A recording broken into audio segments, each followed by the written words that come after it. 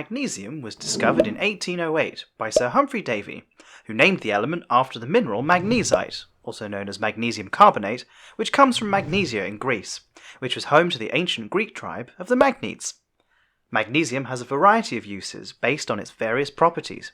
It is a pretty light metal, and is the third most used structural metal after iron and aluminium. In the early to mid-20th century, magnesium and its alloys were used in aircraft and cars, and some cars still use magnesium today in smaller roles. Another property of magnesium is that it is flammable, and you definitely know when you set magnesium alight. It burns with an insanely bright white light, which has given magnesium some interesting pyrotechnic applications. These include use in fireworks, flares, sparklers, and flash photography.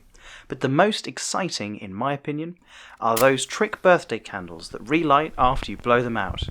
These candles contain powdered magnesium in the wick, where the wax coating protects it from combusting in oxygen. However, when you blow out that candle, the burning ember of the wick ignites the magnesium again, sparking it up and relighting the candle. Magnesium is such a trickster. It's now time for me to gently segue into biology, and for magnesium I can do that via magnesium hydroxide. Magnesium hydroxide is a base, which means it has a pH above 7. In fact, metal hydroxides are a very common type of base. Crucially though, bases react with acids, which have a pH below 7, in what's called a neutralization reaction, to make water.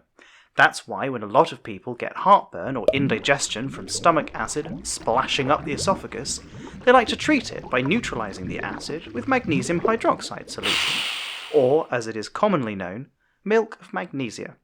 So magnesium can start fires, but can also help settle the one in your chest. Magnesium also features heavily in one of the most important biological molecules in existence, chlorophyll, the pigment behind photosynthesis. The chlorophyll molecule consists of a magnesium ion surrounded by a ring of nitrogen, carbon, hydrogen, and oxygen, known as a porphyrin ring, and from this ring also spouts a long carbon tail. A similar ring also features in hemoglobin in red blood cells, although this binds iron instead of magnesium. The bound magnesium helps the chlorophyll absorb light and transfer this energy towards a series of proteins in the chloroplast that produce very high energy molecules through photosynthesis for use all around the plant cell for various tasks, as well as producing oxygen.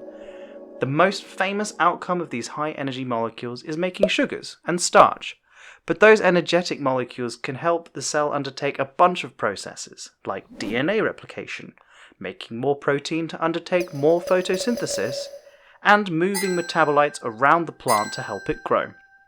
So without magnesium, we wouldn't have chlorophyll, and therefore wouldn't have the oxygen in our atmosphere that us humans need to survive. Thanks, magnesium. To find out more about the elements of the periodic table, visit my blog at anelementoday.wordpress.com.